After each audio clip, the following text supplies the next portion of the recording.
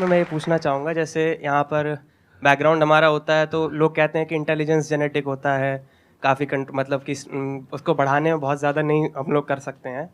तो आपका इस पर क्या व्यू है कि इंटेलिजेंस, जैसे आईक्यू टेस्ट भी आप बार बार दोगे तो आपका आईक्यू का स्कोर बढ़ने लगेगा उसमें, तो आपका इसमें क्या कमेंट रहेगा कि इंटेलिजेंस के लिए आप क्या व्यू रखते हैं? ये ना बहुत इंटरेस्टिंग क्वेश्चन है जी सर। और मैं ये क्वेश्चन के आंसर से पहले एक बार, अगर आपके पेरेंट्स आए हुए हैं, आपके फादर हाँ, आए हाँ, हुए हैं पापा जी यहाँ आए पर, हुए हैं। मैं एक बार उनसे भी कुछ बात करना चाहूंगा। एक बार उनको माइक दीजिए।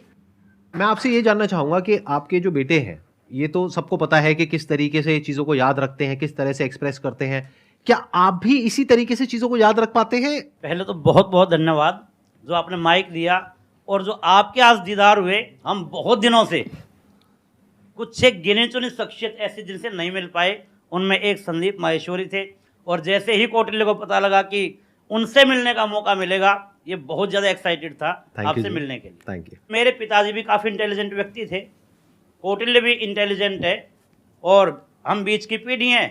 थोड़ा सा मैं कुछ कम हूँ, ये दोनों दादा पोता थोड़े ज़्यादा बहुत ऐसे बच्चे हैं जो मेरे से बहुत ज़्यादा इंटेलिजेंट है, मेरे को लगता है, जिनकी बात करने के ढंग से, जो इतने ज़्यादा, आपने छोटे बच्चे को देखा होगा, बहुत अच्छे अच्छे सवाल पूछते हैं, मतलब वे कुछ भी पूछ लेते हैं, और मतलब आपको लगता है कि अरे नहीं, ये तो इससे मतलब एज से बहुत ऊपर की चीज़ है, मतलब या तो आप किसी और मूड में होते हो, और हम उसे इग्नोर कर देते हैं। तो जैसे जैसे हम सवाल पूछते हैं, उतना ज़्यादा हमारे अंदर एक मतलब चीज़ों को जानने के लिए एक चाह रहती है, और अगर हम वो उस क्यूरियोसिटी को कर्ब नहीं करते हैं तो उतनी ही ज़्यादा मतलब वो बाद में सवाल पूछता है, उसके एक इंक्विजिटिव ब्रेन रहता है, और curiosity something that drives this intelligence, and I don't think that there is such a great involvement of IQ and genetics. लेकिन हाँ, अगर आपका मन है कि कोई चीज़ जानने का, कोई चीज़ करने का, then it's all about will power, और कितना आप उसमें टाइम डिवोट करते हैं, कितना आप क्यूरियोसिटी और इंटरेस्ट से काम करते हैं।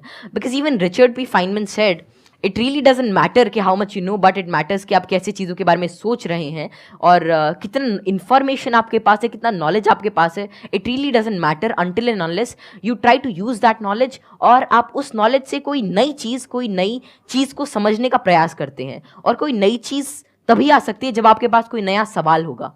आपने बड़ी अच्छी बात बोली कि क्यूरोसिटी हम सबके अंदर होती है। जी सर। लेकिन होता क्या है कि घर में जाकर के हम उल्टे पुल्टे क्वेश्चंस पूछते हैं, जबकि क्वेश्चंस उल्टे पुल्टे नहीं होते हैं, सामने वाले को समझ नहीं आता है तो उसके लिए उल्टे हो जाते हैं, तो वो उसको चुप करा देते हैं। हाँ, बच्चे को चुप करा देते हैं और वहीं पे उसकी क्यूरोसिटी मर जाती है। उसके बाद में क्वेश्चनिंग खत्म हो जाती है, उसके बाद में वो रटना शुरू कर देता है। रटने में इंटरेस्ट तो आता नहीं है, तो ना तो अब रट पाते हैं ना समझ पाते हैं, बिल्कुल दोनों तरफ से चले गए। तो अब मैं ये आपसे जानना चाहूंगा कि क्या बचपन में जब आपने क्वेश्चनिंग करी, इस तरह के क्वेश्चंस पूछते थे, शुरू में तो आपने अपने पेरेंट्स से पूछा होगा या अपने आसपास में जो लोग थे उनसे पूछे होंगे जी। तो क्या आपको सपोर्ट मिला? क्या उन्होंने आपको एनकरेज किया या उन्होंने भी आपको यही कहा कि क्या फालतू के क्वेश्चंस पूछ रहा है? नहीं, जैसे I think I was fortunate enough कि जितने भी मैं सवाल पूछता, कोई ना कोई मेरा जवाब दे ही देता था। और बात शुरू ऐसी होती थी कि मानो कोई घर पे कोई बात चल रही है किसी भी चीज़ को लेकर, मानो दे टॉकिंग अबाउट के एक इकोनॉमिक क्राइसिस है देश में, तो मैं उसके अंदर मैं सुनता रहता था, या कोई भी ऐसी चीज़ हो रही है, कोई स्पेस मिशन जा रहे हैं, मैं सुनता रहता था, मैं चीज़ों को ऑब्जर्व करता था, और वैसे ही मेरे जो भी सवाल आते, I was fortunate enough to get their answers. और मानो अगर मेरे को उसका जवाब नहीं भी मिलता तो मैं पूरे दिन उनसे पूछता रहता। तो एक तो मैंने भी कसम खा रखी थी कि जवाब तो चाहिए ही, तो मैं खाते हुए भी यही पूछता, नहाते हुए भी यही पूछता, और जो भी काम करता मैं मतलब मेरे दिमाग में वही रहता जब तक वो रिजॉल्व नहीं होता। तो ज़्यादा मेरे को दिक्कत नहीं आई, और मेरे को जल्दी ही जवाब मिल गया। और अगर कोई भी ऐसा रहता तो मतलब मैं भी ठीक था, और मेरे family and everything they supported me really well.